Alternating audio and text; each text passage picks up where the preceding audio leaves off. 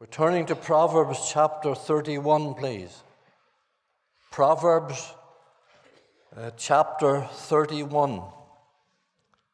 And Pat asked me during the week, Sunday, what I was preaching on Sunday morning.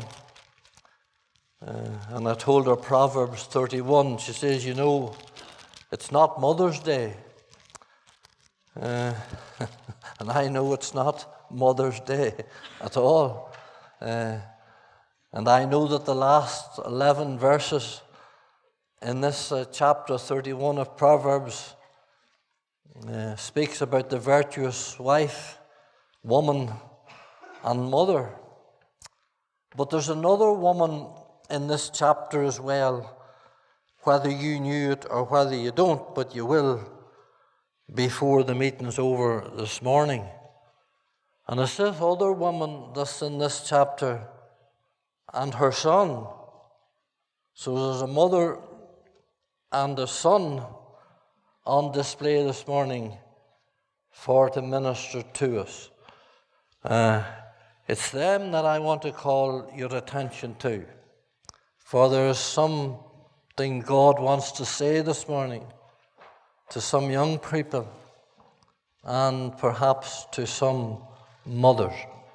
And so we're reading the first 9 verses of the last chapter of the book of Proverbs. Verse 1, the words of King Lemuel, the prophecy that his mother taught him. What, my son, and what the son of my womb, and what the son of my vows? Give not thy strength unto women, nor thy ways to that which destroyeth kings. It is not for kings, O Lemuel. It is not for kings to drink wine, nor for the princes strong drink, lest they drink and forget the law, and pervert the judgment of any of the afflicted. Give strong drink unto him that is ready to perish, and wine unto those that be of heavy hearts. Let him drink and forget his poverty, and remember his misery no more. Open thy mouth for the dumb in the cause of all such as are appointed to destruction. Open thy mouth, judge righteously, and plead the cause of the poor and of the needy. And we'll end there, and we know that the Lord will minister to us through and bless his word this morning. Let's look at verse 1. The words of King Lemuel. Now let me stop for a wee moment, for most of you probably never heard of this king. I have a volume in my study entitled All the Kings and Queens of the Bible.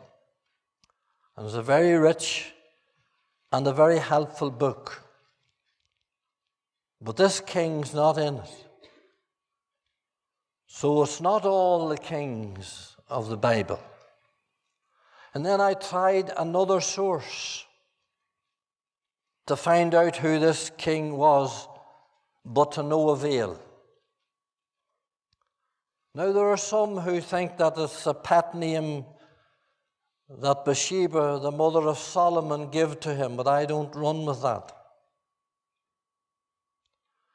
There's others think, and I would be more inclined to go this way, that he was a heathen king who through a godly mother got converted. And you'll see that as we progress. And while we know little or nothing about him, God knows about him. Because you know what his name means? Belonging to God. Belonging to God.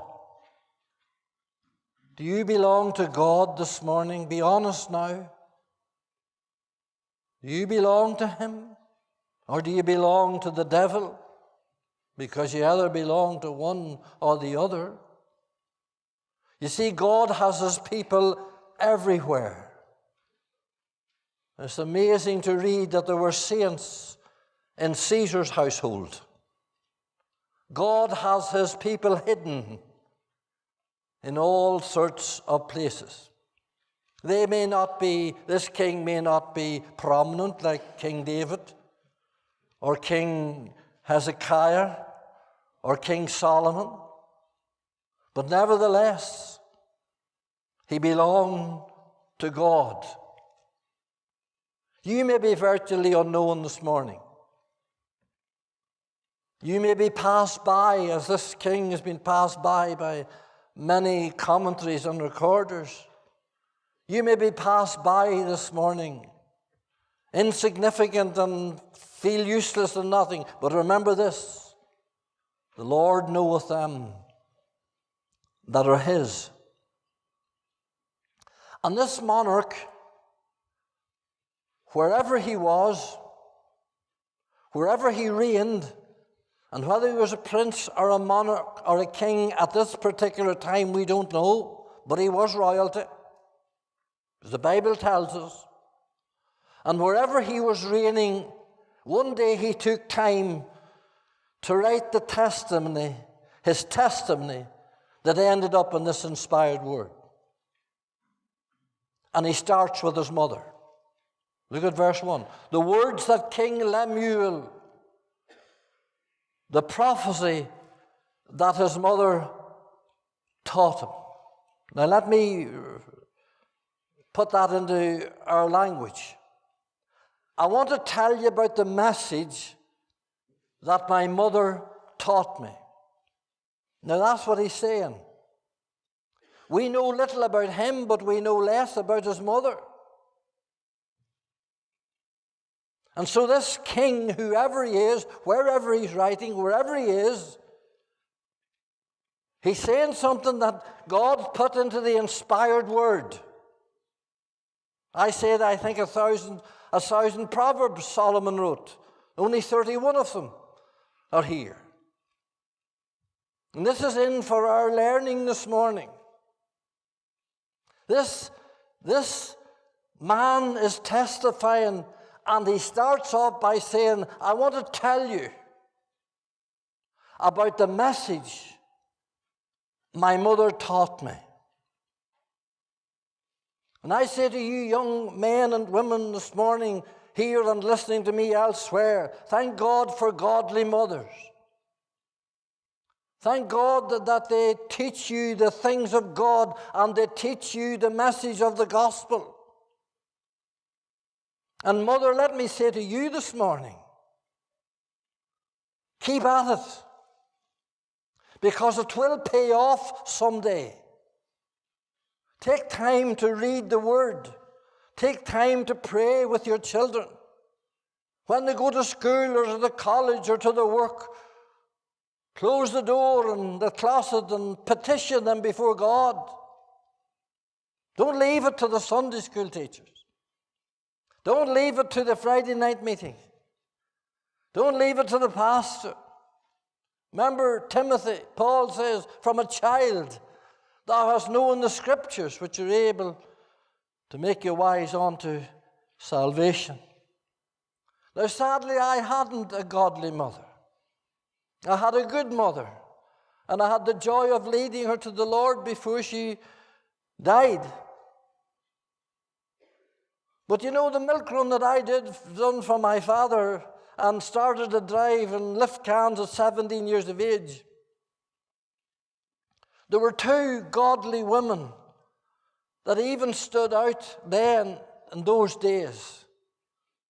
One was Mrs. Dundas of Tabach and Mrs. Gott of Shankill. The fear of God would have, even in my wild days, some nights I come home and got into the lorry and never went to bed. And even approaching those homes, there was a fear of God, seemed to be. Mrs. Dundas prayed for her whole family, every one of them into the kingdom. She was an old-fashioned Wesleyan Methodist. She was a woman of God, and you'd know when she was a big woman and when she was looking at you, she was praying for you. She started a mission hall on her street and is still going after 70 years, and I go down there every November. Godly woman, godly mother, godly wife, a testimony that was mighty, even in my wild days round there agone. And then there was Mrs. Gott. Mrs. Gott, I could not tell you what Mrs. Gott looked like because I never looked into her face. She was bent over. She had an old black shawl and a half door and a tin roof. Now I can honestly say I never saw her face. What a godly woman Mrs. Gott was, and what a rebuke she would give to me.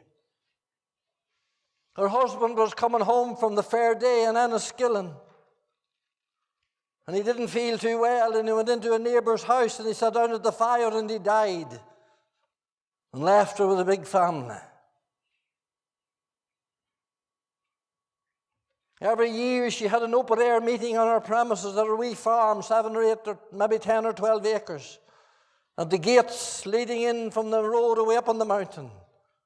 She gathered godly men to preach and people to come. A godly mother. So here's the message that she taught, and he's testifying to this. I want to tell you about the message that my mother taught me. And then when you look at verse 2, you'll see the prayer that she wrought. Because if you get a concordance and you decipher this language, you will discover that she's praying. She says, and she's praying to God, and she's saying, here's what she's saying. What, my son, I have prayed from you for the womb. I have vowed you to the Lord. I have abandoned you to the Lord. I have surrendered you to the Lord, like Hannah and Samson. He's testifying to this. And it seems the word came to this woman when she was praying like this. What about my son? What will we do with my son? I'm praying for him from the womb. I vowed him, I surrender him unto thee. Have you done that, mother? Have you surrendered him on, and that woman, that young man, have you put them on the altar for God and say, Lord, above their education, above their university qualification, above materialism, I want them to know God. I want them to serve God.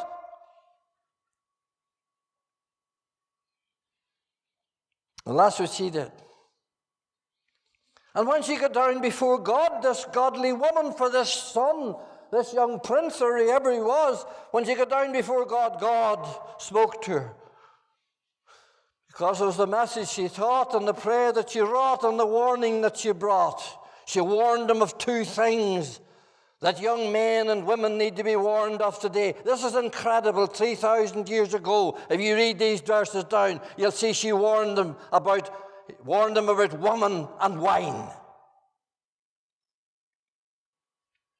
See that? It's not for kings in verse 4. Or verse 3, give me not thy strength unto woman, nor thy ways to that which destroyeth. It is not for kings, O Lemuel, it is not for kings to drink wine, nor for princes to drink wine. 5 times she mentions drink in these verses. And if ever there was a message needed to be hammered out today to young men and young women, it's the curse of drink. And I'm preaching from experience. Now I want to follow this on by you turning to Proverbs chapter 22. Just turn back over to Proverbs chapter 22, or 23 rather. Proverbs chapter 23.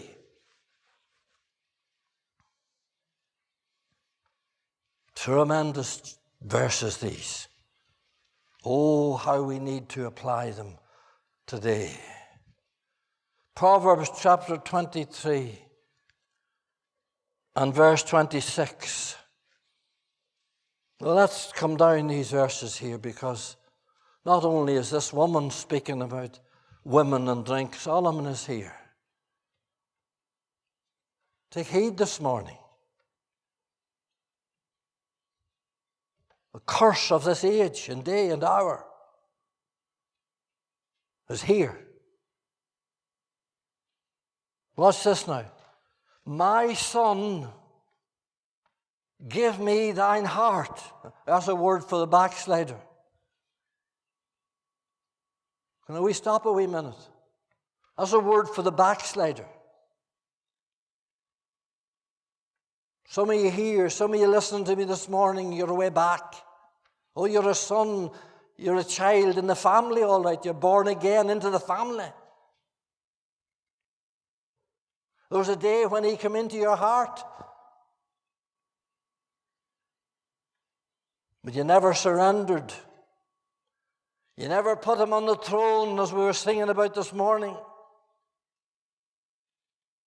You never done what we heard at the conference in January. He's resident but not president. Now, I asked a person one time, and I said to a certain woman one time, I says, is such and such a person we're talking about, I says, is he saved? And she gave me a shocking reply. And I wouldn't want it to be said about me, and I wouldn't want it to be said about anybody here or anybody listening to me. And she says, if he is, he's far back in him. He's far back. Is he far back in you this morning? What an awful description. Backslider, he's far back. He's just there in a name. He's just there as a prop. He's just there as a convenience or a staff to lean on in times of trouble. My son, there's a plea going out to backsliders this morning. Those that haven't surrendered fully and given them all and abandoned all and saying, Lord, there's a plea going out this morning. He says, give me thine heart. It's not your hands with all its work. It's not your head with all its brains. It's not your mouth with all its talk, nor your feet with all its walk. You know, we'll give him everything. We'll give him days of work, and we'll give him ends of money, and we'll give him everything. But a heart,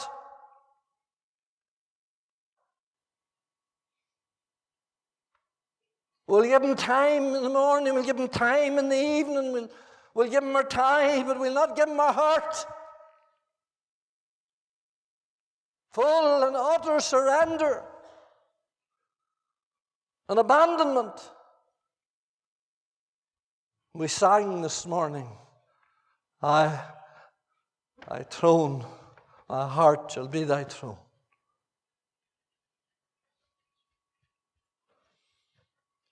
He says, give me thine heart. Listen, backslider. Listen to those that are cold. Listen to those that are not enjoying the Lord and the anointing and the filling of the Holy Ghost. Listen to me, those of you who the meetings are just a drag, who the prayer meeting is no interest in. That's not the way it should be. God never meant it to be like that. Salvation's not that. Salvation is joy and desire and longing and hungering after God. Not looking for excuses not to come. He says, give me thine heart. Like Lemuel, we belong to God. Listen, you belong to him this morning. We belong to him this morning, twice over.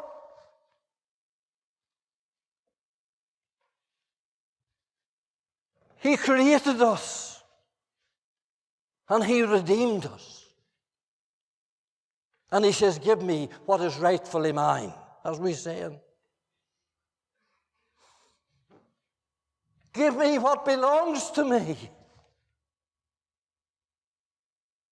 Give me your all. Give me your everything. Give me your life.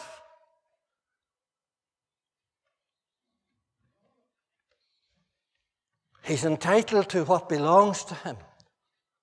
And if he doesn't get it, there's repercussions. Give me thine heart, your soul, your life, your all. He yearns for it.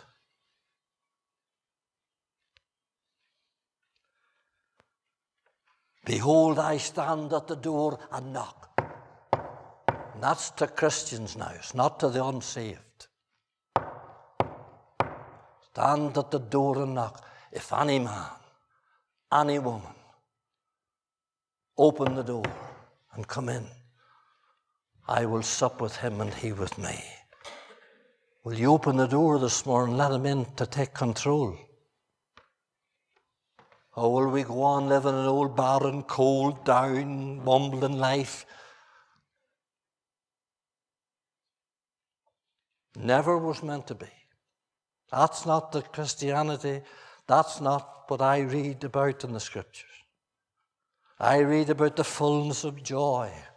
I read about pressed down and running over with joy and praise and thanksgiving in the midst of trials and in the midst of trouble. I read of men and women who hungered and thirsted for God.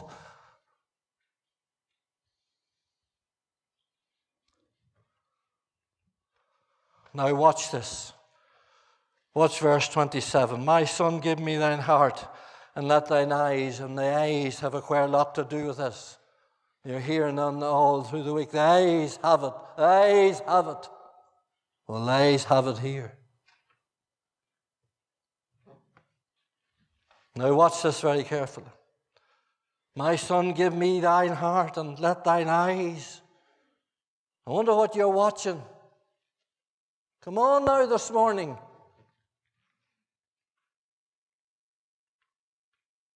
Where's your eyes resting?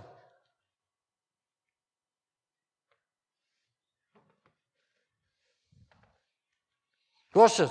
Verse 10. For her is a deep ditch, and a strange woman is a narrow pit. This writer here is just saying what the woman was saying. Let me say this to you this morning. If you're going to be preserved from iniquity and immorality and profanities and adulteries and pornography, it'll need to start in your heart. Because your heart controls your eyes and your mind. It'll need to start in the heart. That's why he makes the appeal here. Give me thine heart. For a her is a deep ditch. What does that mean? Well, that means a deep ditch, a hole that's covered over, a trap, covered over with leaves and ferns and grass to trap the animal. Deep hole underneath it. Ask Samson if he didn't slip into it.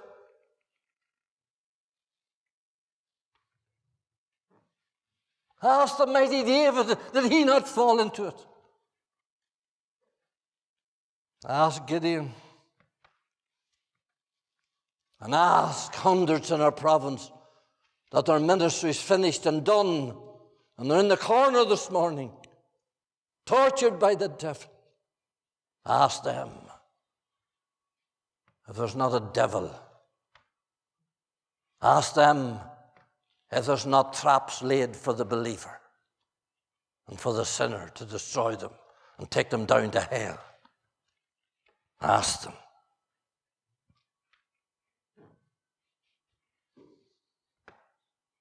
They all went down into the deep pit. It's a hard job to get out again, I'll tell you.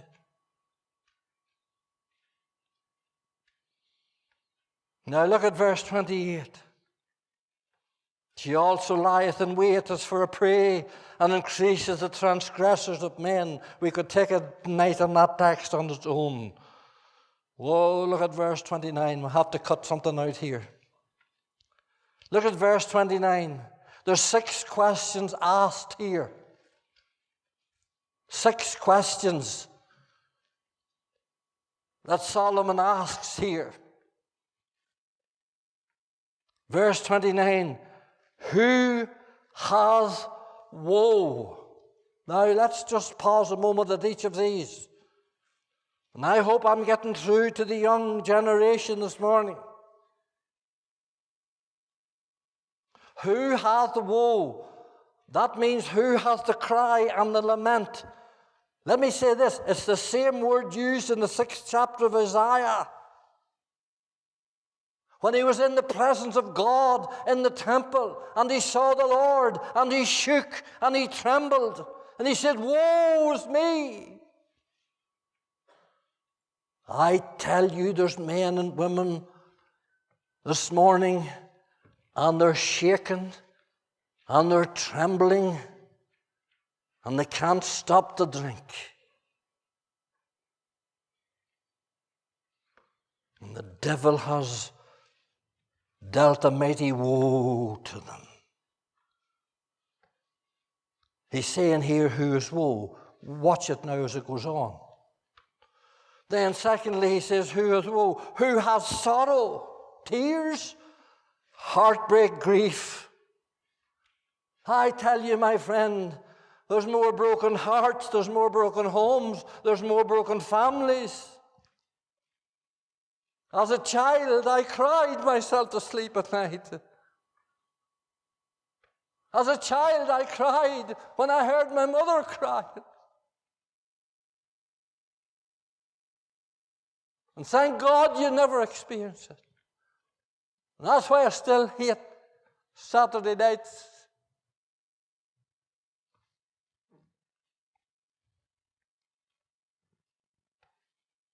Thank God for godly mothers. Thank God for godly fathers. Thank God for the home that none of this cursed stuff comes into.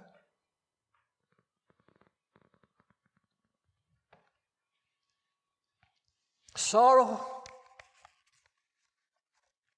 Look at the world tonight. Look at the sorrow because of drink and drugs. Number 3, who has contention? There's more fights, there's more rows in courts and streets and homes over demon drink. You know, I knew some of the most reserved men, neighbours of mine.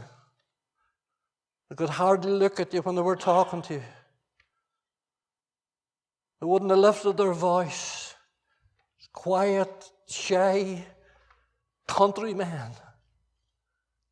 But boy, when they got the whiskey into them, and it had to be whiskey. They could drink beer all night, and they could drink Guinness all night, and they got quieter. But you see, once they hit the whiskey,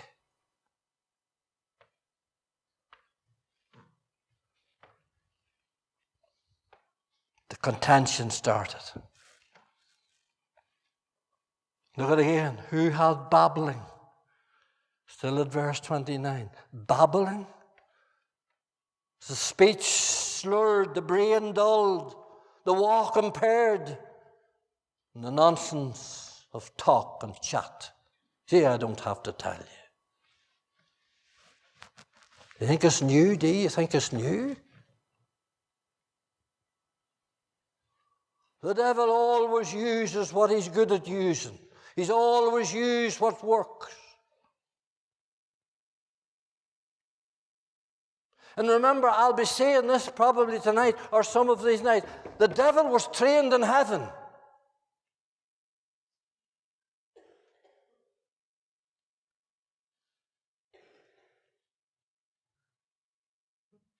He knows the workings.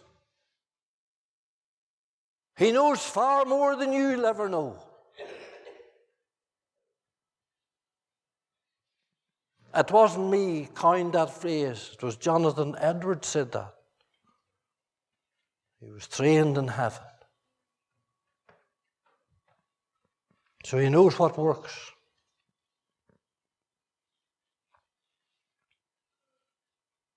Babblings, contention, sorrow, woe. Look at the next one. Who hath wounds? Go to the accident and emergency on a Friday night. Move on along the corridor and turn right and turn left and go down into the intensive care. Go on out downside the bay, go back and go out and cross over into the mortuary.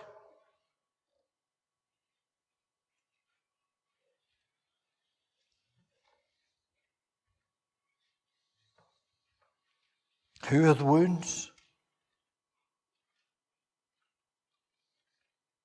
Who hath redness of eyes? I don't need to explain that. Watch now. Here's the answer now to the whole section. They that tarry long at the wine. They that go to seek mixed or spiked wine. Ordinary wine is not strong enough. They have to mix it. And that's what they're doing with the drugs and other stuff. They have to mix it to get the power in it.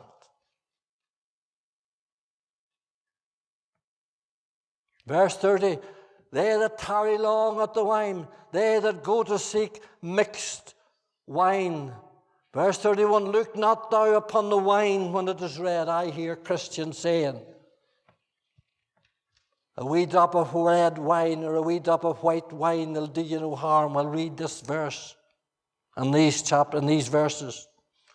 Look not thou upon it when it is red, when it giveth us colour in the cup, when it moveth itself, when it sparkles as they advertise it on the television. Then look what it says.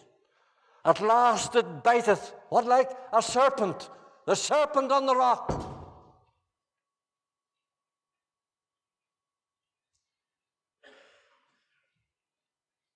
He's very close. When there's drinking, debauchery, and immorality, the devil's not far away.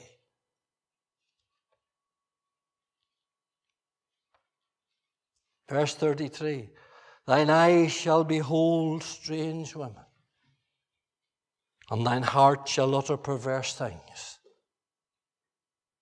When you're under the anesthetic of drink,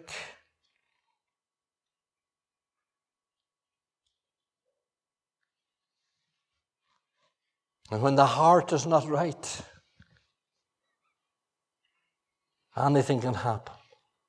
And every day we're hearing on the news about rape, child abuse. When you trace a lot of the immorality and infidelity back, you'll trace it back to drink or to drug.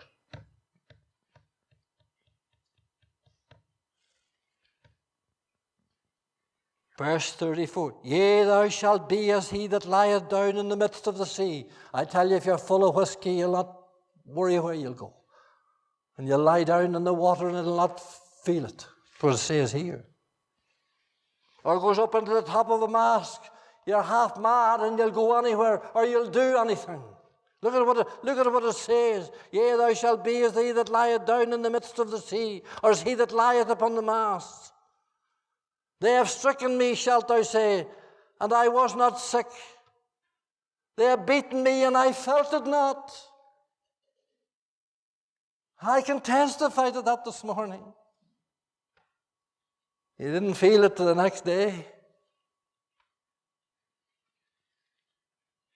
And Stephen and others will agree with me this morning how true this old proverb and this old book is this morning, and what a warning it is.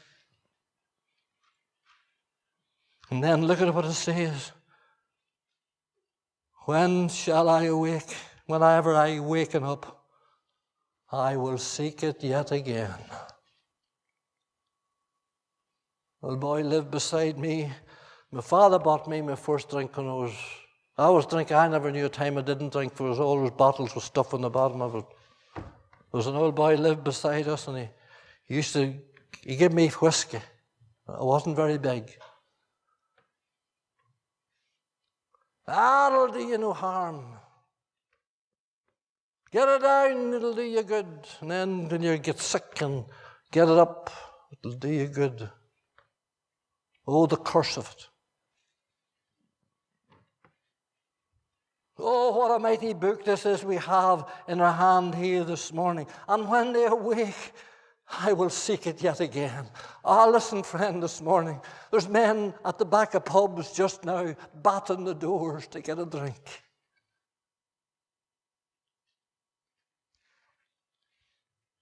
Young man, young woman this morning, with a passionate heart this morning, don't touch it.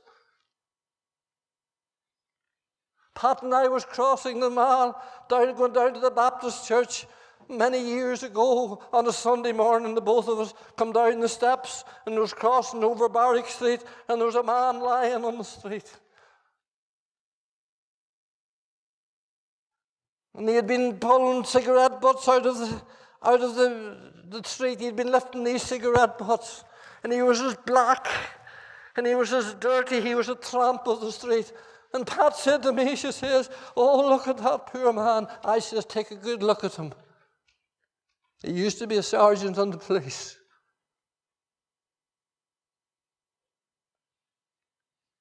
Big, tall, straight, good-looking, black-haired man.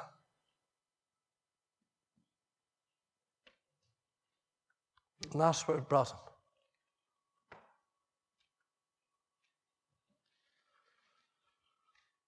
We're closing now. Just before we close, turn back to Proverbs 31.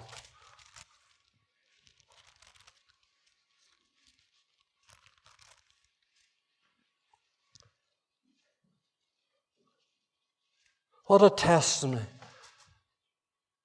this king gave to his mother.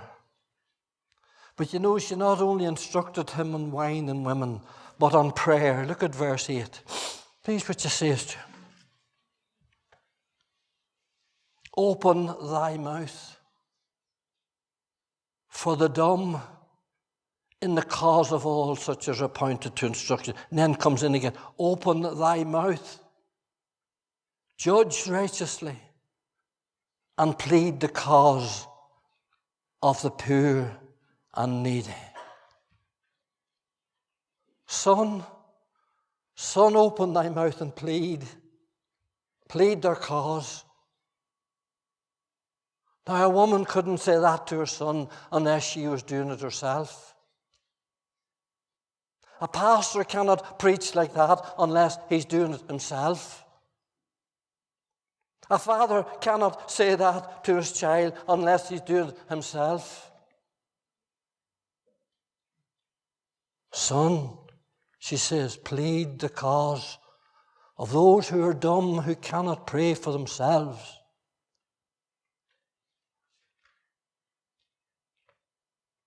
Plead their cause.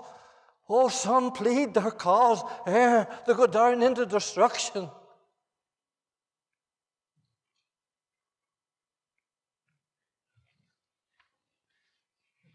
I'm not going to rub in the need of prayer.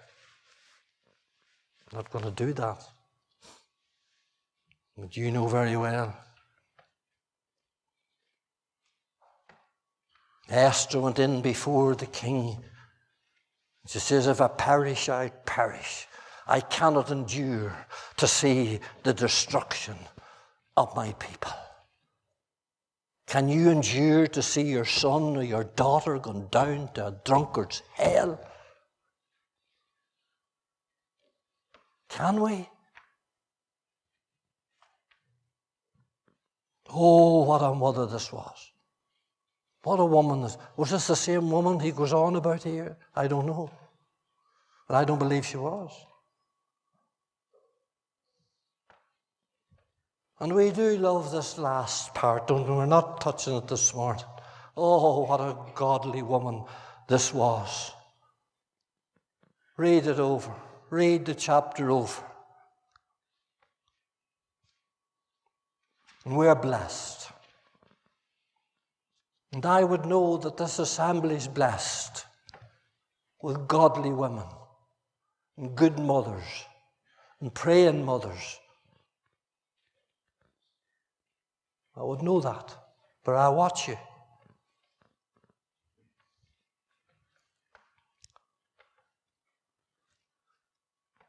Twice she says here, and I'm finished. Pray, she says, for the cause. There's a cause. And as soon as I read those 2 times, she says, cause, I went away back to David when he came down to face Goliath with the bread and the cheese down to his brothers in the army, and they mocked him and they laughed at him. And who do you think you are, and who did you leave those few sheep with in the wilderness? And David looked them straight in the face and he says, is there not a cause? There sure was. Goliath had humiliated them.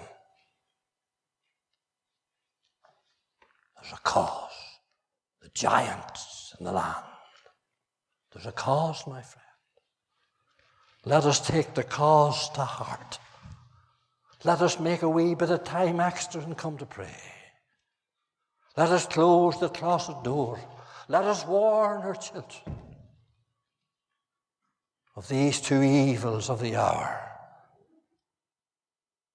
God will bless us for doing that.